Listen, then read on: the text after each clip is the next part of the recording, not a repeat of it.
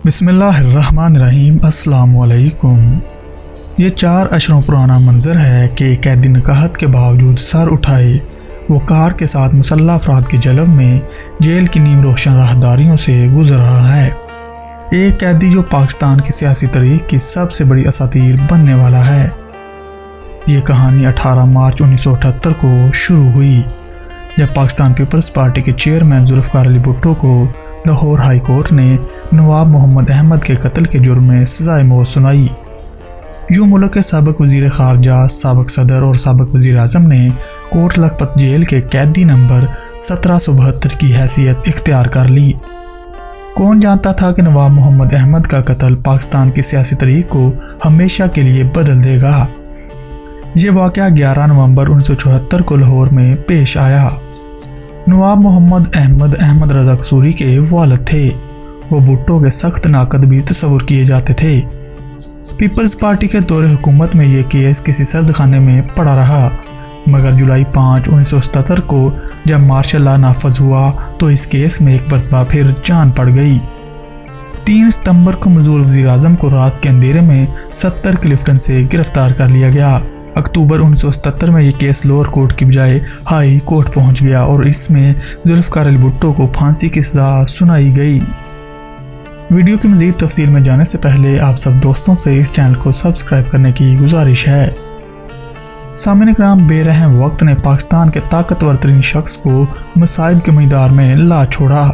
भुट्टो ने कानूनी जंग लड़ने का फैसला किया। जब सजाए मौत के खिलाफ सुप्रीम कोर्ट में अपील दायर की गई तो भुट्टो को कोट लखपत जेल लाहौर से पिंडी जेल मुंतकिल कर दिया गया और यही वो जगह थी जहां वो अपनी ज़िंदगी के आखिरी 323 दिन गुजारने वाले थे। पिंडी जेल में एक अहम कैदी आने वाला था जिसके लिए ख़ुसूसी इंतजामात किए गए थे। कोठरियों के कच्चे फर्श खोद कर लोहे और कंक्रीट का मजबूत फर्श बनाया गया ताकि सुरंग खोदने का खदशा न रहे। छत तोड़कर फरार के इम्कान ख़त्म करने के लिए आहनी छत बनाई गई थी। भुट्टो के सेल में जासूसी के आलात नस्ब किए गए थे और जेल की सिक्योरिटी पर फौजी जवान तैनात थे। 16 मई 1978 की रात पिंडी जेल की सिक्योरिटी पर ममूर कर्नल रफ़ीउद्दीन को पैगाम मिलता है कि अगली सुबह 5 बजे दमियाल एयरबेस पर सोफ़ा सेट वसूल करें। अशारा मुल्क के साबिक़ वज़ीर आज़म की सिमत था। अगली सुबह जब जुल्फ़िकार अली भुट्टो हेलीकॉप्टर से बाहर आए तो एक सदमा उनका मुंतज़र था। उन्हें एयरबेस से जेल जाने के लिए कैदियों की वैन का इंतज़ाम किया गया था। तब मिस्टर भुट्टो ने गुस्से में कहा कि तुम्हें शर्म आनी चाहिए, क्या इससे बेहतर गाड़ी का बंदोबस्त नहीं हो सकता था। शायद जुल्फ़िकार अली भुट्टो अब भी खुद को वज़ीर आज़म समझ रहे थे, अवाम का मुंतखब नुमाइंदा, हाथ दिल अजीज़ लीडर, और ऐसा वो 3 अप्रैल की शाम तक समझ रहे थे। उन्हें लगता था कि ये मुकदमा फ़कत एक सियासी स्टंट है और वो यकीन से कहा करते थे कि मेरे सर की कीमत पाकिस्तान है, मगर वो गलत थे। आइए पिंडी जेल चलते हैं, वो जेल जिसने कई अजीब मनाज़र देखे।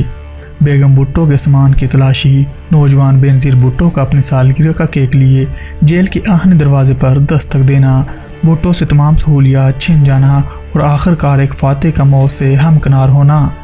6 फरवरी 1979 को पिंडी जेल के बुलंद और खारदार द्वारे अबूर करके एक गैर मतवक्को खबर जुल्फ़िकार अली भुट्टो तक पहुंची। सुप्रीम कोर्ट ने साबिक़ वज़ीर आज़म की अपील मुस्तरद कर दी थी। भुट्टो की मुश्किलात में मज़ीद इजाफा होने वाला था। 24 मार्च 1979 को सुप्रीम कोर्ट में नज़र-ए-सानी पिटीशन भी नामंजूर हो गई।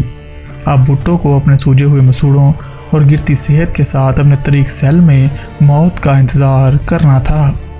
यही वो जगह थी जहां एक तूफ़ानी रात वो स्ट्रेचर पर लेटे फांसी गार्ड की सिमत जाने वाले थे। वो 3 अप्रैल की सुबह थी जब भुट्टो बेदार हुए तो यकसर लाइलम थे कि ये उनकी ज़िंदगी का आखिरी दिन है। जेल हुकाम को उनकी मौत का परवाना वसूल हो चुका था। सूरज गुरूब होते ही जेल की टेलीफोन लाइनें काटने के अहकामात थे। सिर्फ एक वायरलेस सेट काम कर रहा था जिस पर फांसी के बाद सिक्योरिटी सुप्रिटेंडेंट को ब्लैक हार्स का कोड वर्ड कहना था। सहाला रेस्ट हाउस में नज़रबंद बेगम नुसरत भुट्टो और बेनज़ीर भुट्टो को अचानक 3 अप्रैल की सुबह मुलाकात की इतला दी जाती है। गाड़ी उन्हें लेकर 11:15 पर जेल में दाखिल होती है। इस मौका पर जब बेगम भुट्टो ने सुप्रिटेंडेंट पुलिस यार मोहम्मद से पूछा कि ये मुलाकात किस सिलसिले में है तो उन्हें जवाब दिया गया कि मैडम ये आखिरी मुलाकात है। मुलाकात 11:30 बजे शुरू हुई। भुट्टो सेल के अंदर फर्श पर बैठे थे। सुलाखों के इधर एक लोहे की कुर्सी पर बेगम भुट्टो मौजूद थीं, बिल्कुल खामोश, आंखों से आंसू रवां थे। बेनज़ीर भुट्टो सेल के सामने फर्श पर बैठी हुई थी। बाप बेटी के दरमियान आहन इस्लाखें हायल थीं। मुलाकात 2 बजे तक जारी रही। इस मुलाकात में वो अजीबोगरीब लम्हा भी आया जब भुट्टो ने बेनज़ीर को एक तरफ होने का कहा और जेल सुप्रिटेंडेंट को बुलाया और पूछा कि क्या ये आखिरी मुलाकात है। उन्हें जवाब मिला कि जी सर, सब कुछ ख़त्म हो चुका है। कर्नल रफ़ीउद्दीन की मशहूर ज़माना किताब भुट्टो के आखिरी 323 दिन में एक रहम की अपील का तज़किरा भी मिलता है। इस किताब के मुताबिक 3 अप्रैल की मुलाकात के बाद जब माँ बेटी सेल से बाहर आईं तो उन्होंने कर्नल रफ़ीउद्दीन से मिलने की ख्वाहिश ज़ाहिर की। बेगम भुट्टो जनरल ज़ियाउल हक, जो कर्नल क़ज़ाफ़ी और बरतानवी वज़ीर आज़म की भुट्टो से मुतल्लक अपील और दरख्वास्त रद्द कर चुके थे, के नाम रहम की आखिरी अपील करना चाहती थीं। कर्नल रफ़ीउद्दीन के मुताबिक ये इतला उस वक्त के SMLA ब्रिगेडियर ख्वाजा राहत लतीफ़ को पहुँचा दी गई। रहम की अपील की इतला जब जनरल ज़ियाउल हक तक पहुँची तो एक आला अफसर को नुसरत भुट्टो से मिलने के लिए सहाला रेस्ट हाउस भेजा गया, जहाँ बेगम भुट्टो ने उन्हें सदर के नाम एक तहरीरी दरख्वास्त दी। अंग्रेज़ी में तहरीर करदा एक सफ़े के इस खत का वही नतीजा निकला जो उससे पहले की अपीलों का निकला था। फैसला हो चुका था। शायद ये ख़त आज भी किसी रिकॉर्ड में मौजूद हो और बरसों बाद जब मेजर जनरल ख्वाजा राहत लतीफ़ ने भुट्टो पर किताब लिखी तो इस खत को हासिल करने की भरपूर कोशिश की, मगर वो नाकाम रहे। इसका जिक्र उन्होंने अपने एक टीवी इंटरव्यू में भी किया था। 6 बज चुके हैं। जुल्फ़कार अली भुट्टो अपनी 12 फुट लंबी 7.5 फुट चौड़ी कोठरी में ज़मीन पर पड़े गद्दे पर दराज हैं। Superintendent jail Yar Mohammad, security battalion commander lieutenant colonel Rafiuddin, magistrate दर्जा अव्वल मिस्टर बशीर अहमद और जेल डॉक्टर सगीर हुसैन ने सेल में आकर उन्हें ब्लैक वारंट पढ़कर सुनाया। भुट्टो ने लेटे लेटे ये हुक्म सुना। उनके चेहरे पर कोई अंदेशा नहीं था। उन्होंने जेल सुप्रिटेंडेंट की आंखों में आंखें डालकर कहा कि ना तो तरीक़ाकार के मुताबिक उनके दीगर रिश्तेदारों को उनसे मिलवाया गया, ना ही फांसी का तहरीर हुक्मनामा दिखाया गया और ना ही उन्हें कानून के मुताबिक 24 घंटे पहले मिजाज और मुस्तनद हाकिम के जरिए इतला दी गई। उन्होंने दांतों की तकलीफ के बायस अपने मुआलिज डॉक्टर जफर नियाज़ी से भी मिलने की ख्वाहिश ज़ाहिर की थी। शायद भुट्टो साहब आप भी इस कार्रवाई को डोंग समझ रहे थे, मगर कर्नल रफ़ी से अकेले में होने वाली गुफ्तगू के बाद उन्हें इदराक हुआ कि सूरत हाल यकसर बदल चुकी है। उन्होंने कर्नल रफ़ी को मुखातब किया कि रफ़ी, ये क्या ड्रामा खेला जा रहा है। जवाब में अफसर ने कहा कि आखिरी हुक्म मिल चुका है, आपको फांसी दी जा रही है। उन्होंने पूछा किस वक्त और कब। कर्नल रफ़ी ने 7 उंगलियां उठाईं। जनाब 7 घंटे बाद। वक्त कतरा कतरा करके गुजर रहा था। भुट्टो ने अपने मुशक्कती अब्दुर्रहमान से कहा कि उनकी दाढ़ी बढ़ चुकी है, शेव का बंदोबस्त किया जाए। भुट्टो ने 7:05 पर शेव की। इस दौरान वो अपने साथ बरती जाने वाली नाइंसाफियों और नारवा सलूक का शिकवा भी करते रहे। उन्होंने ये भी कहा कि उन्हें फांसी पर चढ़ाने के बाद उनके खिलाफ वादा माहूगा बनने वालों को छोड़ दिया जाए और ये कि उनकी गड़ी वार्ड के बाहर खड़े संतरी को दे दी जाए। 8:15 पर उन्होंने वसीयत लिखनी शुरू की, मगर उनका जहन मुंतशिर था। गड़ी की सुइयां आगे बढ़ रही थी। मौत का लम्हा करीब आता जा रहा था। 11:25 पर सोने के लिए लेट गए। जेल हुकाम आखिरी लम्हात में भुट्टो पर तारी होने वाले पूरा असरार बेहोशी का तज़किरा भी करते हैं। असिस्टेंट सुप्रिटेंडेंट जब 11:50 पर उन्हें जगाने पहुंचा तो भुट्टो साहब ने उसकी आवाज़ों का कोई जवाब नहीं दिया। जेल डॉक्टर ने 3 बार उनका मुआयना किया। वो बज़ाहिर ठीक थे, मगर बिल्कुल खामोश और साकत लेटे हुए थे। दूसरी तरफ जिला तारामसी को लाहौर से बजरिया वैन रावलपिंडी जेल पहुंचा दिया जाता है। वो इस बात से लाइलम था कि उसे किस मकसद के लिए यहाँ लाया गया है। रावलपिंडी में वाक़ मस्जिद मौलाना गुलाम गौस हज़ारवी के खादम हयात मोहम्मद को ये कहकर कि एक मैयत को गुस्ल देना है, पुलिस वैन में पूरा शहर घुमाने के बाद पिंडी जेल की इस कोठरी में धकेल दिया गया, जहाँ तारा मसीह अगले अहकामात का मुंतज़िर था। 1:10 पर आखिर भुट्टो खुद गद्दे से उठे। वक्त हो चुका था, गर्म पानी मौजूद था, मगर उन्होंने नहाने से इनकार कर दिया। वो रात इंतहाई तारीख थी। जेल में बारिश हुई थी और आसमान पर गहरे बादल थे। इंतज़ामिया ने स्ट्रेचर और पेट्रोमैक्स का बंदोबस्त किया हुआ था। जेल हुकाम भुट्टो के सेल तक गए। मजिस्ट्रेट ने उनकी वसीयत के बारे में पूछा, मगर ख्यालात मुंतशिर होने के बायस वो कुछ नहीं लिख सके थे। मजिस्ट्रेट और उनके दरमियान गुफ्तगू जारी थी कि जेल सुप्रिटेंडेंट के हुक्म पर 4 आदमी अंदर दाखिल हुए। वो एक इंतहाई दिलसोज मंजर था।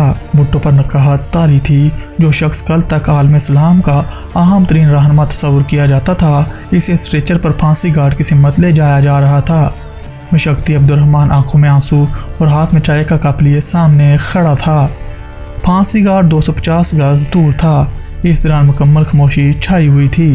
बस कदमों की दमक थी और एक मौका पर भुट्टो ने नुसरत भुट्टो के तनहा रह जाने पर गम का इजहार किया और फिर खामोशी छा गई।